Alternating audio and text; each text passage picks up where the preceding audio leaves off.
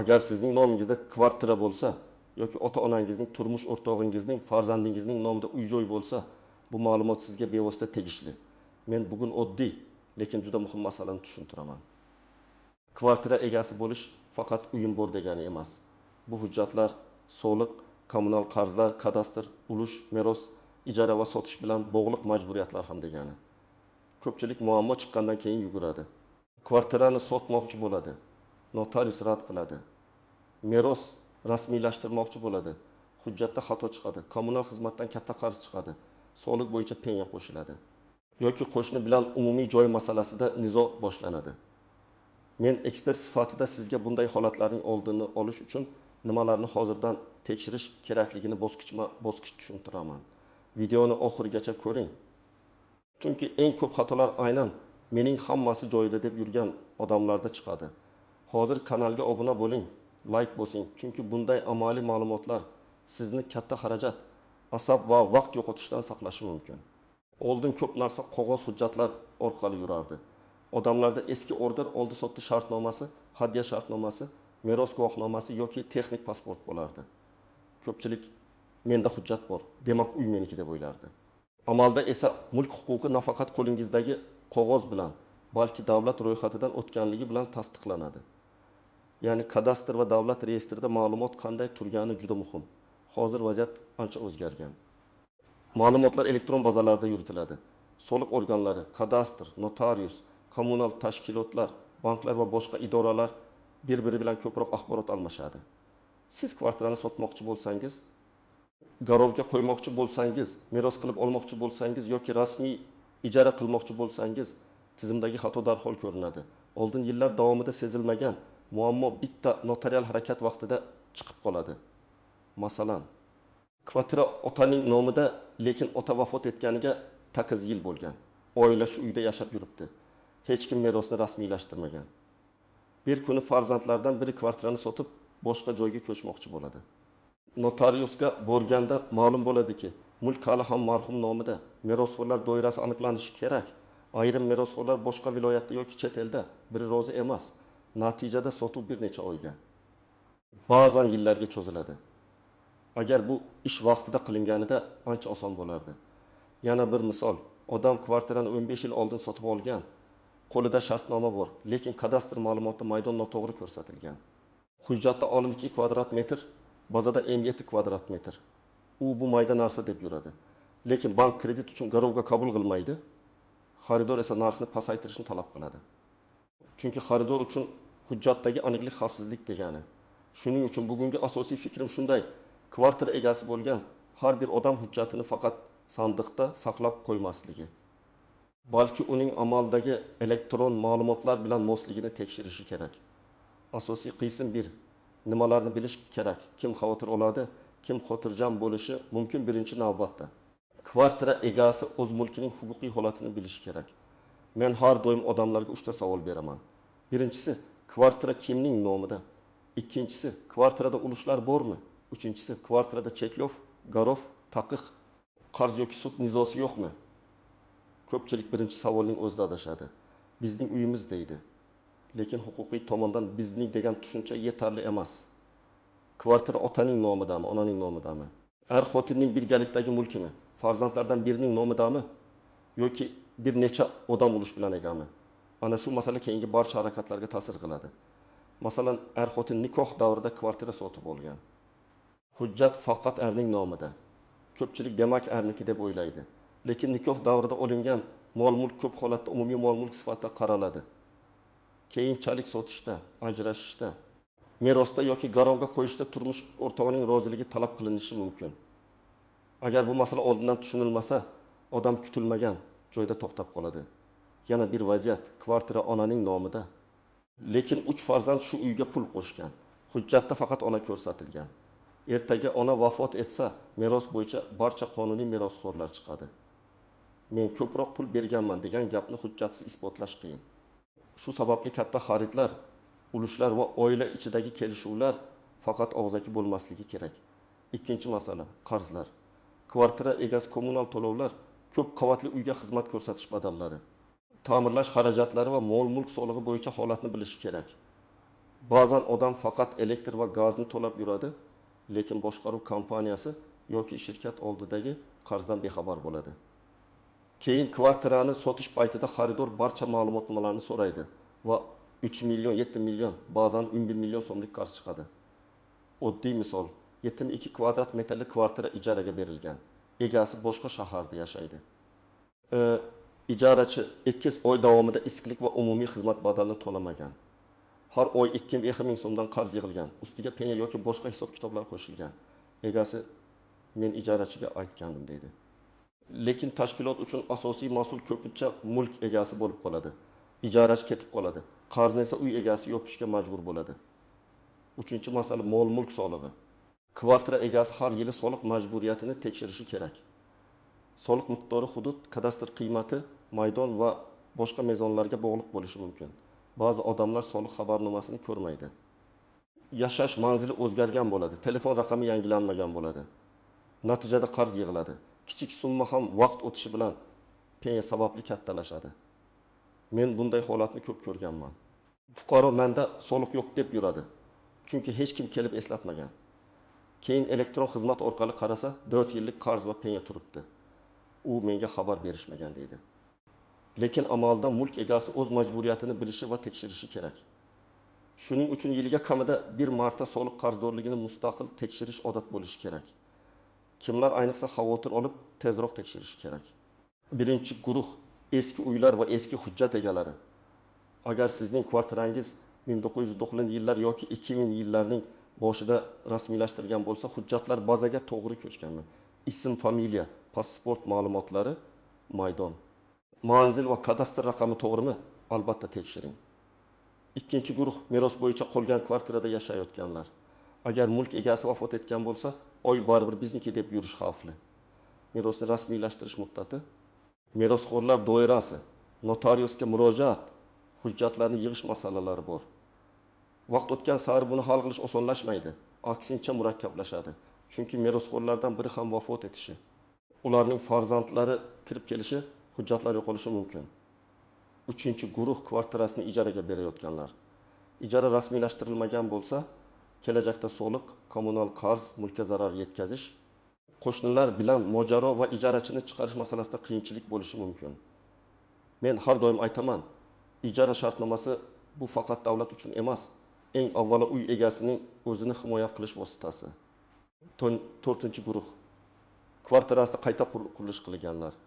Balkonni xona qilib qo'shgan, devorni olib tashlagan, oshxona yoki sanuzel joyini o'zgartirgan, umumiy yo'lakdan joy qo'shib olgan odamlar juda ehtiyot bo'lishi kerak. Har qanday o'zgartirish ham ruxsat etilgan degani emas. Agar konstruktiv devorlar umumiy mulk yoki qo'shnilarning manfaatiga ta'sir bo'lsa, keyinchalik jarima, majburiy tiklash, sotuvda muammo yoki sud nizosi kelib chiqishi mumkin. Kimlar nisbatan xotirjam bo'lishi mumkin? Agar kvartira yaqinda rasmiy sotib olingan bo'lsa, notarius orqali o'tgan bo'lsa, kadastr ma'lumotlari to'g'ri bo'lsa, soliq va kommunal qarzlar tekshirib turilsa, ulush masalasi aniq bo'lsa, cheklov yoki taqiq bo'lmasa, xavf ancha past. Lekin bu umuman tekshirmasa ham bo'ladi degani emas. Mulk doimiy nazorat talab qiladigan aktiv. Endi ko'pchilik bilmaydigan nozik jihatlarga o'tamiz. Birinchi nozik jihat ro'yxatda turish mulk huquqini bermaydi. Odam kvartirada propiskada turgani uchun mening ham ulushim bor deb o'ylashi mumkin.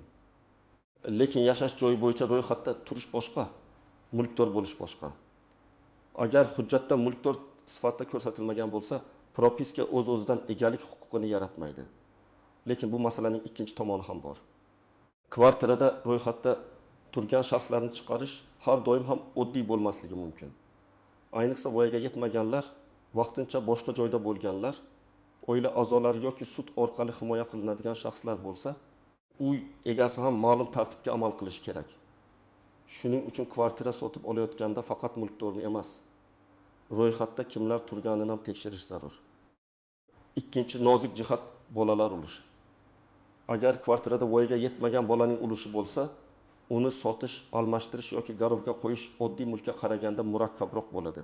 Chunki bolaning manfaatlari himoya qilinadi. Amaliyotda ota-ona bu o'z farzandim, xohlasam sotaman deb o'ylaydi. Lekin bola ulushi bor joyda vasiylik va homiylik organlari yangi joy sharoiti bolaning ulushi kamaymasligi kabi masalalar ko'riladi. Masalan, oilada 3 xonali kvartira bor. Uning 25% voyaga yetmagan farzand nomida. Ota-ona bu kvartirani sotib 2 xonali uy olishni xohlaydi. Agar yangi uyda bolaning ulushi yashash sharoiti yoki mulkiy qiymati yomonlashsa, ruxsat olish qiyinlashishi mumkin. Demak, bolalar ulushi bilan bog'liq harakatlarda oldindan huquqiy maslahat olish shart. 3-nozik jihat garov va taqiq. Ba'zan odam o'z kvartirasini bank krediti uchun garovga qo'ygan. Keyin kreditni yopgan, lekin garov yozuvi reyestrdan o'z vaqtida yechilmagan bo'ladi. U men qarzni to'laganman deydi, lekin tizimda cheklov tursa sotish yoki boshqa harakatlar to'xtaydi. Qarzni yopishning o'zi yetarli emas.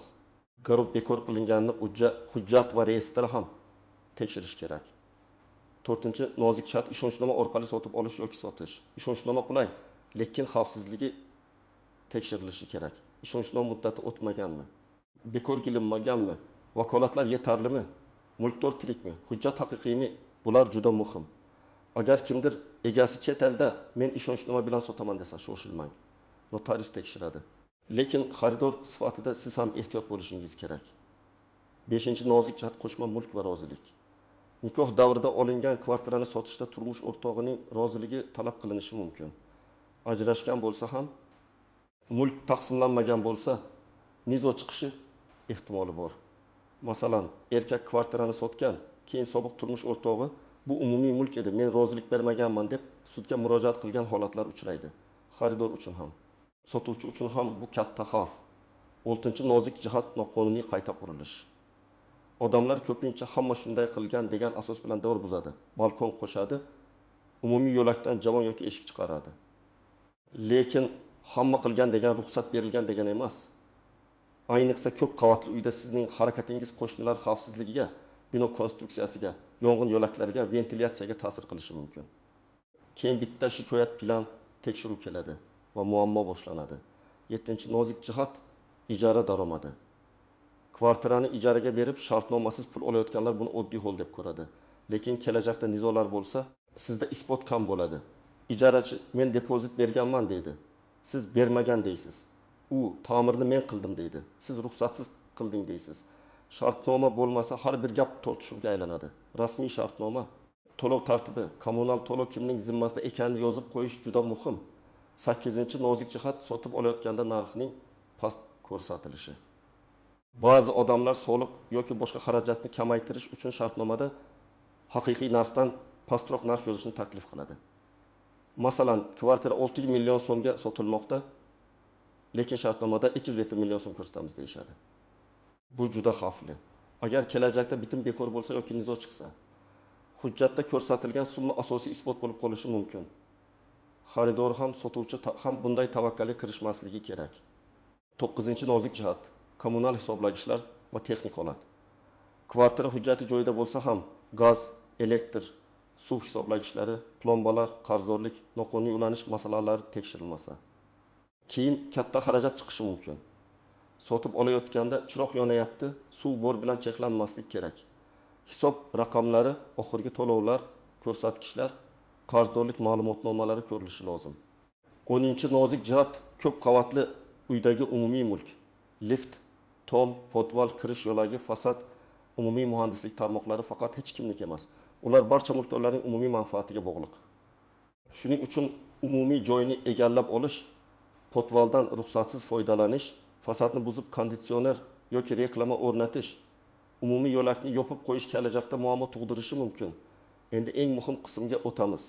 Siz bugundan nima qilishingiz kerak? Men buni oddiy tekshiruv ro'yxati sifatida tushuntiraman. Birinchi qadam, mulk hujjatlarini toping va tartibga keltiring.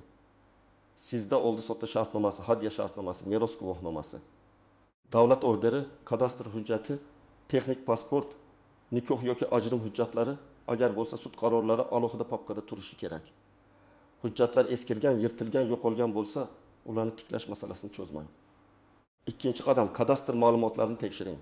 Mulk egasining ism, familiyasi, tug'ilgan sanasi, pasport yoki ID ma'lumotlari, kvartira manzili, qavat, xona soni, umumiy maydon, yashash maydoni. Kadastr raqami va huquq turi to'g'ri ko'rsatilganini ko'ring. Agar bitta harf xato bo'lsa ham, keyin notarial harakatlarda vaqt ketishi mumkin. Uchinchi qadam, kvartirada cheklov bor yo'qligini aniqlang. Garov, taqiq, sud nizosi.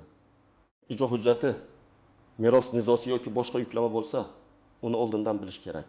Agar siz kreditni yopgan bo'lsangiz, bankdan qarz yopilgani haqidagi ma'lumotni oling va garov reyestridan yechilganini tekshiring. 4-qadam. Soliq qarzdorligini tekshiring. Buni soliq organlari xizmatlari orqali, shaxsiy kabinet orqali yoki tegishli idoraga murojaat qilib aniqlash mumkin. Agar qarz chiqsa, uni shunchaki inkor qilmang. Qaysi yil uchun, qanday obyekt uchun, qanday stavka bilan hisoblanganini so'rang. Xato bo'lsa, yozma ariza bilan tuzatishni talab qiling. To'g'ri bo'lsa, imkon qadar tez yopib qo'ying, chunki penga vaqt bilan ortadi. 5-qadam. Kommunal qarzlarni tekshiring. Elektr, gaz, sovuq suv, issiq suv, issiqlik, chiqindi, lift, uyga xizmat ko'rsatish badallari bo'yicha hisoblarni ko'ring. Agar kvartirani ijaraga bergan bo'lsangiz, har oy ijarachidan to'lov kvitansiyalarni yoki elektron cheklarni talab qiling.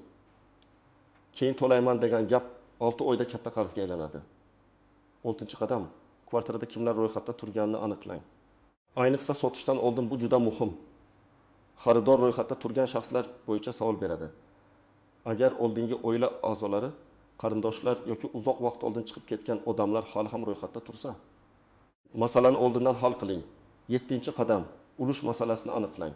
Agar kvartira bir necha kishiga tegishli bo'lsa, har birining ulushi, roziligi va huquqi muhim. Bir ulushdor o'z ulushini sotmoqchi bo'lsa, boshqa ulushdorlarning ustun sotib olish huquqi kabi masalalar bo'lishi mumkin. Shu sababli ulushli kvartirlarda hech qachon og'zaki kelishuv bilan cheklanmaslik kerak. 8-qadam. Agar meros masalasi bo'lsa, notariusga boring. Vaqt topolmayapman deb yurmang. Marhumaning o'lim guvohnomasi, qarindoshlikni tasdiqlovchi hujjatlar, mulk hujjatlari, yashash joyi bo'yicha ma'lumotlar. Boshqa merosxo'rlar haqidagi ma'lumotlar kerak bo'lishi mumkin. Har bir holat alohida ko'riladi. Shuning uchun notariusdan aniq ro'yxat oling. 9-qadam. Qayta qurilish bo'lgan bo'lsa, uni qonuniyligini tekshiring.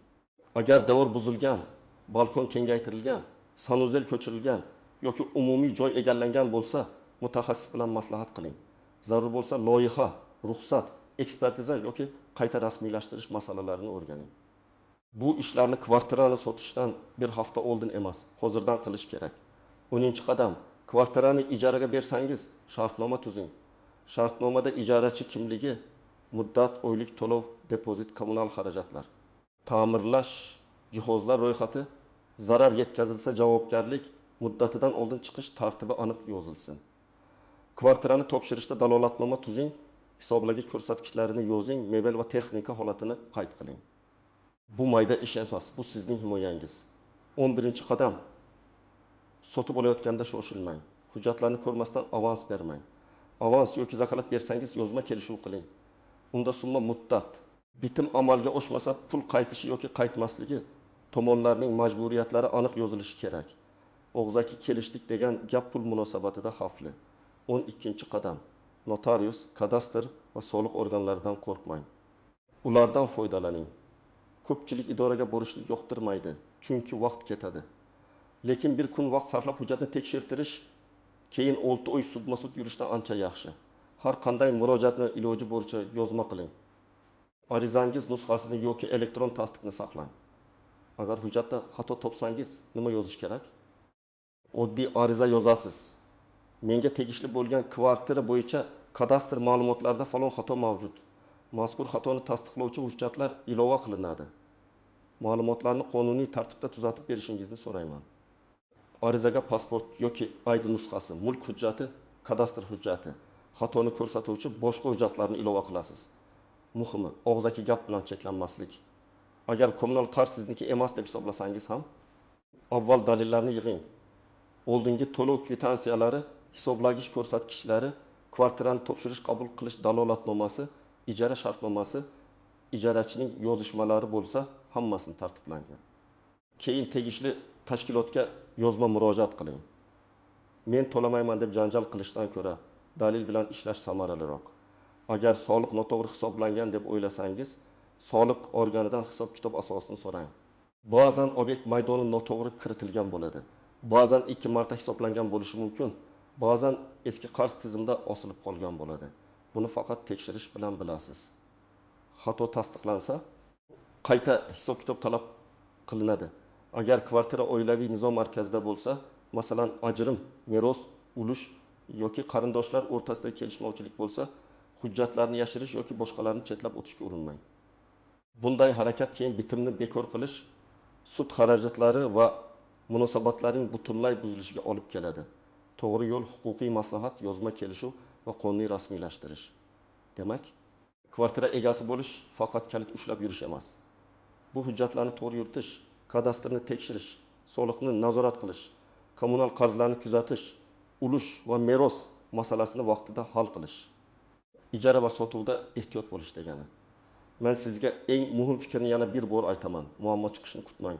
Kvartirani sotish, meros, garov, ijara yoki sud masalasi boshlangandan keyin hujjat to'g'rilash ancha qiyin bo'ladi. Hozir tekshirsangiz, ko'p narsani tinch, arzon va tez hal qilasiz. Kechiksangiz har bir xato pul vaqt va asabga tushadi. Bugun uyga borganingizda yoki o'ziroq telefoningizdan imkon bo'lsa, 3 narsani tekshiring. Kadastr ma'lumotingiz to'g'rimi? Soliq qarzingiz yo'qmi? Kommunal hisoblaringiz joyidami? Agar kvartira meros, ulush, ijara yoki qayta qurilish bilan bog'liq bo'lsa, bu masalani alohida ko'rib chiqing. Kommentariyada yozing. Sizda kvartira hujjatlari bilan bog'liq muammo bo'lganmi? Kadastrda xato chiqqanmi? Soliq yoki kommunal qarz kutilmaganda paydo bo'lganmi? Tajribangiz boshqa tomoshabinlarga ham foydali bo'ladi. Video foydali bo'lgan bo'lsa, like bosing, kanalga obuna bo'ling va yaqinlaringizga yuboring. Chunki kvartirasi bor har bir odam bu masalalarni bilishi shart.